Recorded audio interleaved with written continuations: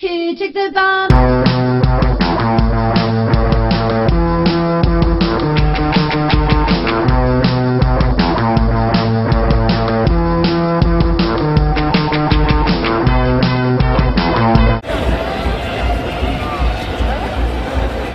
Bonjour, ravi de vous retrouver pour une nouvelle émission de la Minute Culture. Donc voilà, aujourd'hui on est à Paris, au début de la manifestation pour le mariage gay.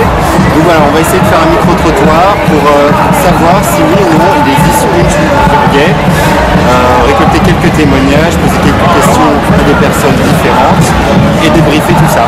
Des questions dans la mesure où peut-être vous avez un chanteur engagé et vous avez peut-être un cadre dans une banque qui n'est pas s'engager.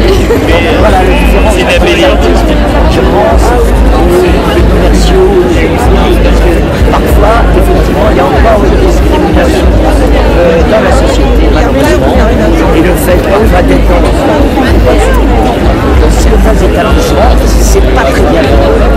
C'est pour ça que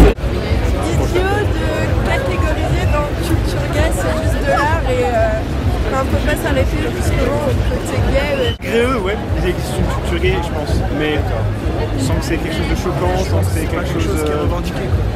Ça reste l'expression avant toi. Oui, il y a une culture gay, oui, bien sûr. À part, je pense pas que c'est vraiment une envie, c'est des gens qui ont envie de vivre sa propre liberté, et forcément, par rapport aux autres, c'est un peu différent, c'est pareil,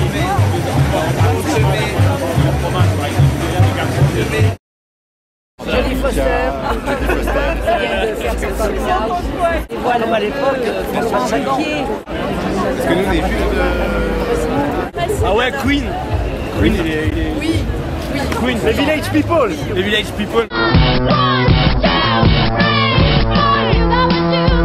Bonjour, je vous retrouve ici à Paris devant le Jardin du Luxembourg pour mon plaisir coupable.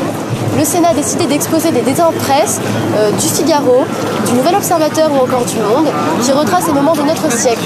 Ils sont parfois ironiques, parfois provocants, en tout cas, ils m'ont beaucoup plu.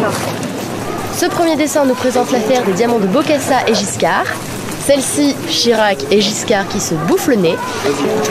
Et bien sûr, ma préférée, la cohabitation de Jospin et Chirac.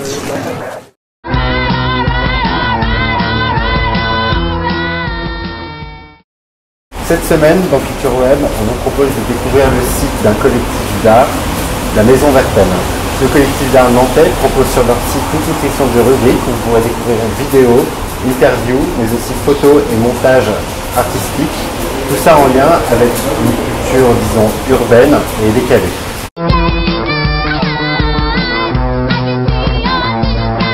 Pour le nouvel agenda culturel, nous avons testé pour vous Alceste à bicyclette, un film drôle mais modeste où Fabrice Luchini interprète un ex-comédien écœuré du monde du théâtre et aigri. Il va alterner les balades à bicyclette dans l'île de Ré, mais aussi les scènes de répétition avec Lander Wilson pour se disputer le rôle d'Alceste. Si vous n'avez pas encore réservé vos places pour le concert de C2C, dépêchez-vous, il passe aux Zénith de Lille en mars prochain. Le groupe d'origine nantaise va vous faire plonger dans une ambiance entre électro, hip-hop et jazz, et surtout ils vont aussi bien jouer avec leur vinyle qu'avec les graphismes. Nous avons aussi testé Happiness Therapy, une comédie dramatique détonnante avec un couple formé par Jennifer Lawrence et Bradley Cooper qui évite tous les clichés neuneux du genre. Tous les deux, ils essaient de surmonter leur déprime, notamment en passant un concours de danse, et ils vont reprendre goût à la vie. La Minute Culture, c'est tout pour cette semaine. Et on vous laisse jusqu'à la prochaine émission avec Grammatique.